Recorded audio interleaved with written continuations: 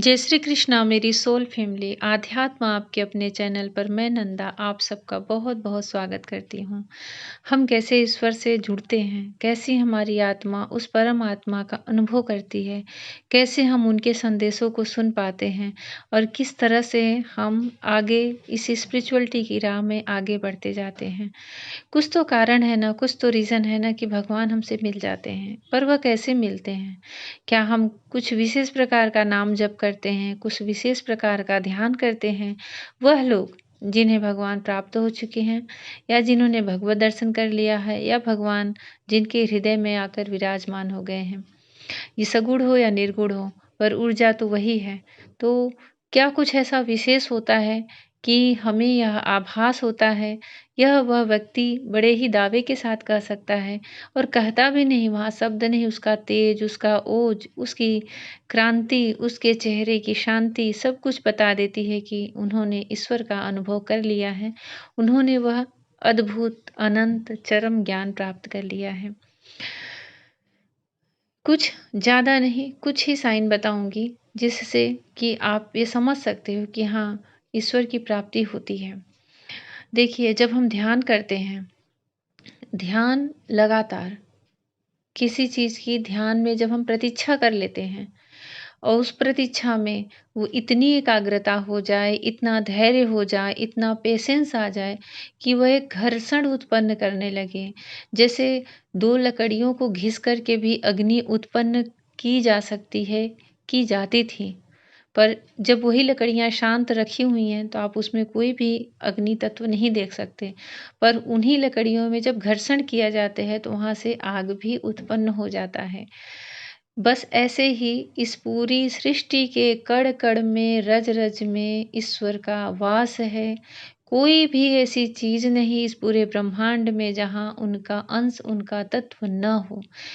उनके अंश के बिना एक कण भी नहीं है इस पूरी धरा पर, पूरे ब्रह्मांड में, पूरी सृष्टि में, पूरे यूनिवर्स में।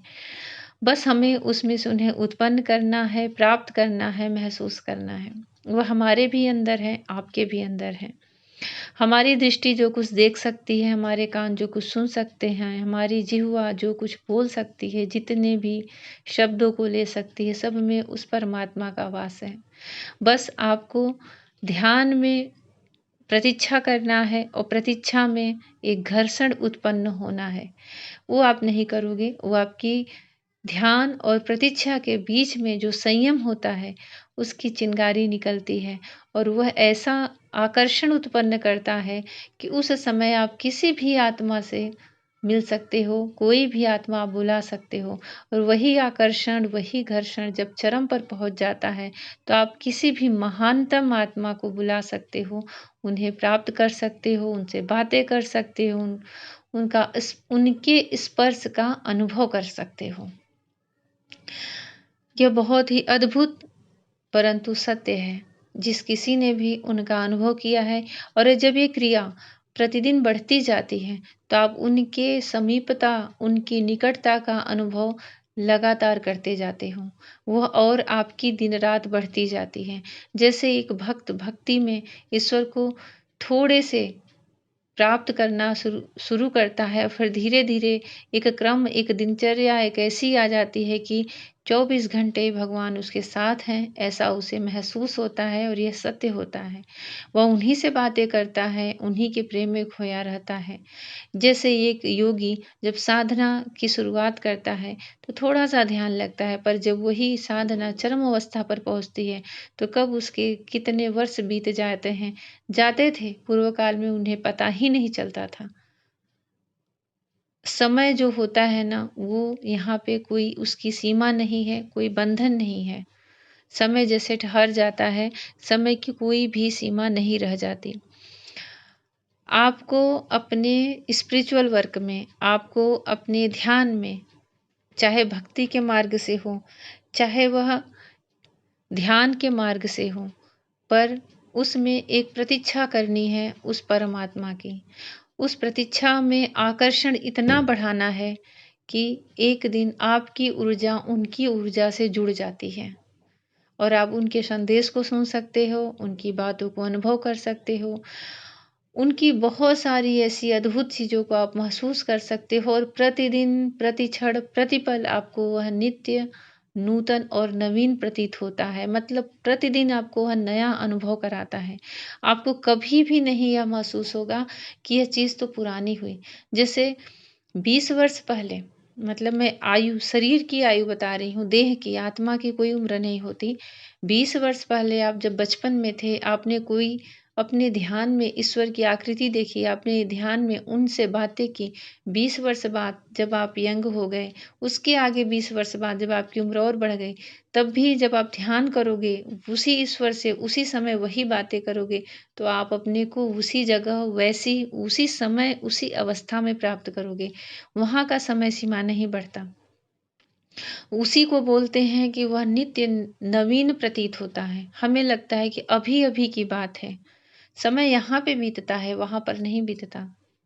भगवान की छवि भी ऐसी थी कि प्रतिदिन देखने पर भी उसमें नित्य नएपन का एहसास होता था। तो ऐसे ही यह भगवान का प्रेम भी है, उनकी प्राप्ति भी है और आप उस परमात्मा से जो बातें करोगे, जो संदेश प्राप्त करोगे, जो आप उनसे एक ऊर्जा महसूस करोगे, वह प्रतिदिन आपको नया अनुभव कराता रहेगा। और यह सत्य है कि ईश्वर की प्राप्ति होती है, भक्तों को भी होती है, योगी मार्ग पे जो चलते हैं उनको भी होती है, जो तपस्या साधना करते हैं उनको भी होती है और प्रतिदिन प्रतिक्षण होती है। यह आपके ध्यान, प्रतीक्षा और आकर्षण पर है कि वो कितना अधिक बढ़ चुकी है उनके लिए, ईश्वर के लिए। आप उस समय इतने सहज रहते हो कि आप कभी भी उस परम ऊर्जा से बातें कर सकते हो और उनके जो संदेश होते हैं उन्हें रिसीव कर सकते हो। बहुत ही अद्भुत समय होता है वह, जीवन का परम आनंद, चरम सुख का समय होता है। क्षण भर के लिए आप इस दुनिया को भी, कुछ क्षण के लिए, जब-जब आप उनसे मिलोगे, कुछ उस क्षण के लिए आप इस दुनिया को भूल से जाओगे। जैसे लगता है कि यहाँ से कोई कनेक्शन टूट गया है और वहाँ जुड़ गया है। और ये जब चरम अवस्था में आता है ना, तो ये चीज़ दिन में कई बार भी होता है।